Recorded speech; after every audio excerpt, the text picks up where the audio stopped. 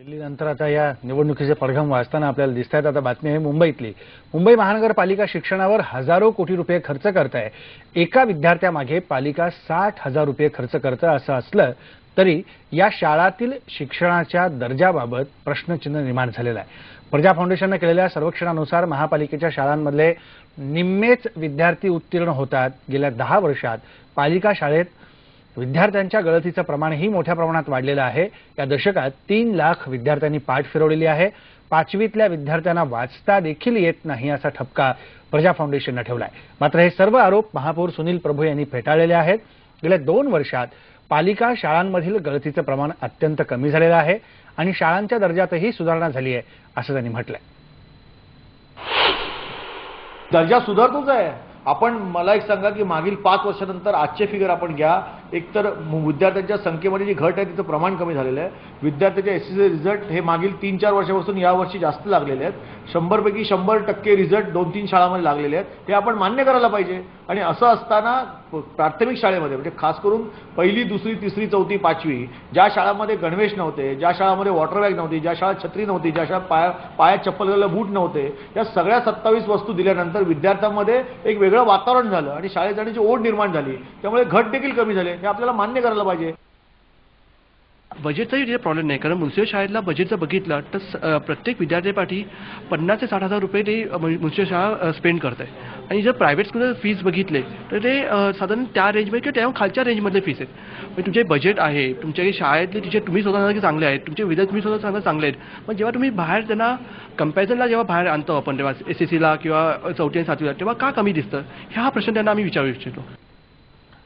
प्रजा फाउंडेशनने महापालिकेच्या शाळांमध्ये जे दुरावस्था पाहणीमध्ये त्यांना आढळून आलेली आहे। एक नजर टाकूया काय मुद्दे त्यांना आढळले ते बघा। वर्गांमध्ये विद्यार्थ्यांचं हजेरीचं प्रमाण कमी, 5वी ते 8वी गळतीचं प्रमाण जास्त, 5वीतल्या मुलांना वाचताही येत नाही। महापालिका शाळांमध्ये उत्तीर्ण होण्याचं प्रमाण 52%, खाजगी शाळांमध्ये उत्तीर्ण होण्याचं प्रमाण 81%।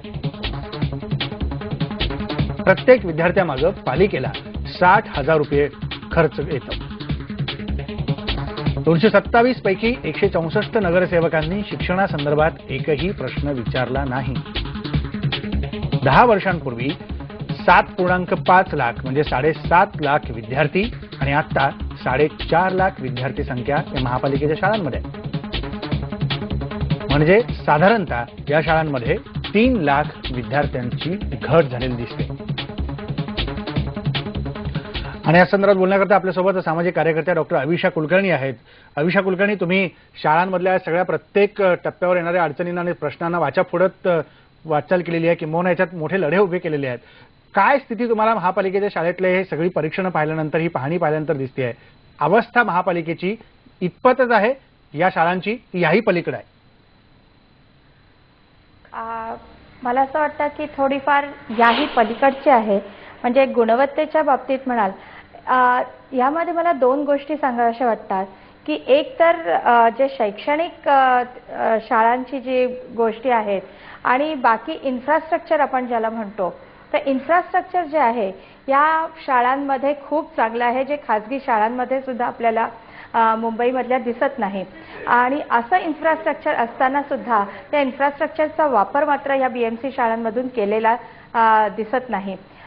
दुसरं असं मला असं वाटतं की जे शिक्षक आहेत ह्या बीएमसी शाळांमधले हे अतिशय चांगले असे प्रशिक्षित शिक्षक आहेत, जे खाजगी शाळांमधून सुद्धा दिसत नाही।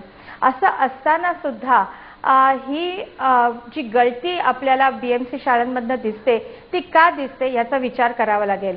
आणि ते करताना मला असं म्हणावंसं वाटतं की ज्या वेळेला गेले 3 वर्ष बीएमसी शाळांशी संघटित असल्यामुळे मी एक जे दिसण्यात आलेलं आहे ते म्हणजे की या शाळेतल्या शिक्षकांना वेगवेगळ्या प्रकारची जी कामं दिली जातात, जी सरकारी कामं दिली जातात किंवा त्यांच्या ज्या मीटिंग्स असतात, या सगळ्यामध्ये त्यांचा जो एक वेळ वाया जातो, तो वेळ जर त्यांना मुलांना शिकवण्याकरता घालवता आला तर मला वाटतं एक शाळेमधलं जे दर्जा आहे तो जरूर सुधारता येईल।